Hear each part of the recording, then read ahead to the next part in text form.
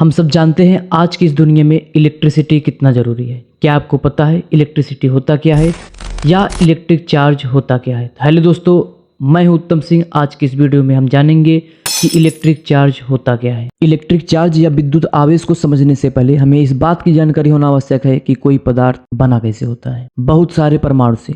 तो आइए जानते हैं कि परमाणु क्या होता है। परमाणु किसी पदार्थ का वह सूक्ष्मतम कण है जिसे विभाजित नहीं किया जा सकता है या इतने छोटे होते हैं कि हम इन्हें अपनी आंखों से नहीं देख सकते।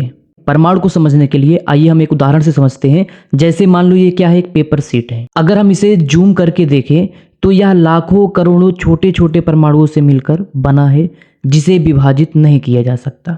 लेकिन आपको हम एक बात और बता दें कि बाद में हमें ये पता चला कि परमाणु को भी विभाजित किया जा सकता है। किसमें? इलेक्ट्रॉन, प्रोटॉन और न्यूट्रॉन में। जैसे अगर इस परमाणु को देखा जाए तो इसमें इलेक्ट्रॉन, प्रोटॉन और न्यूट्रॉन है। प्रोटॉन और न्यूट्रॉन परमाणु के नाभिक में होते हैं और इलेक्ट्रॉन कुछ निश्चित कक्षाओं में गति करते रहते हैं। प्रत्येक परमाणु में इलेक्ट्रॉनों की संख्या प्रोटॉनों की संख्या के बराबर होता है, जिससे परमाणु उदासीन बना रहता है। एक इलेक्ट्रॉन पर आवेश -1.6 × 10⁻⁻19 कूलम होता है।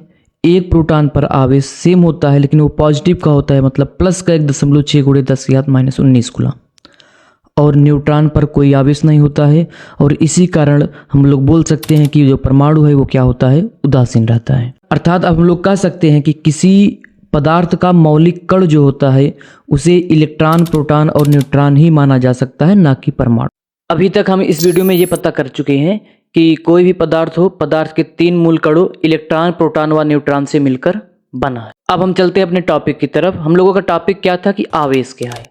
आइए इसे इस एग्जाम्पल से समझते हैं। एक कांच की छड़ लेते हैं और एक रेशम का कपड़ा। जैसा कि आपको बता चुके हैं, कोई भी पदार्थ है इलेक्ट्रॉन, प्रोटॉन, न्यूट्रॉन से मिलकर बना है, वो चाहे कांच की छड़ हो या रेशम का कपड़ा। हर एक पदार्थ के परमाणु में इलेक्ट्रॉनों की संख्या बराबर होती है प्रोटॉनों की संख्या के, अर्थात प्रत्येक पदार्थ उदासीन होता है। इसका मतलब कांच में जितना इलेक्ट्रॉन है उतना प्रोटॉन। यहाँ पर हम लोग इलेक्ट्रॉन और प्रोटॉन को माइनस और प्लस से दिखाएं, इलेक्ट्रॉन को माइनस से, प्रोटॉन को प्लस से। और रेशम में भी जितना इलेक्ट्रॉन है उतना प्रोटॉन है, अर्थात दोनों पदार्थ उदासीन है, कांच भी और रेशम भी। अब यदि हम कांच की छड़ को रेशम से घर्षण करते हैं तो देखते हैं कि कांच से इलेक्ट्रॉन निकलकर रेशम में चले जाते हैं, कुछ इस प्रकार से। अब यदि इस कांच को कागज के हल्के टुकड़े के पास ले जाएंगे तो यह उसे अपनी ओर आकर्षित करता है, अर्थात हम कह सकते हैं कि हमारा पदार्थ आवेशित हो गया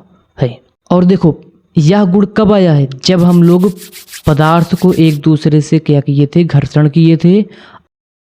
जब कोई पदार्थ इलेक्ट्रॉन का क्या किया था, त्याग किया था अथवा ग्रहण किया था। अर्थात इलेक्ट्रॉनों के त्याग एवं ग्रहण से ही यह गुण उत्पन्न होता है, आकर्षण अथवा प्रतिकर्षण का। इसी को हम लोग क्या बोलते हैं, आवेश। यह गुण तभी उत्पन्न हुआ जब कोई पदार्थ या तो इलेक्ट्रॉन को त्याग कर दे या तो इलेक्ट्रॉन को ग्रहण कर दे। जो पदार्थ इलेक्ट्रॉन का त्याग करता है उसे हम लोग धनावेश बोलते हैं और जो पदार्थ इलेक्ट्रॉन का ग्रहण करता है उसे हम लोग ऋणावेश बोलते हैं। अर्थात आवेश 2 प्रकार के होते हैं, एक धनावेश और एक ऋणावेश। अब ये कैसे 2 प्रकार के होते हैं इसको हम लोग नेक्स्ट वीडियो में पढ़ेंगे। वीडियो को लाइक और चैनल को सब्सक्राइब जरूर करिएगा। मिलते हैं नेक्स्ट वीडियो में, तब तक के लिए धन्यवाद।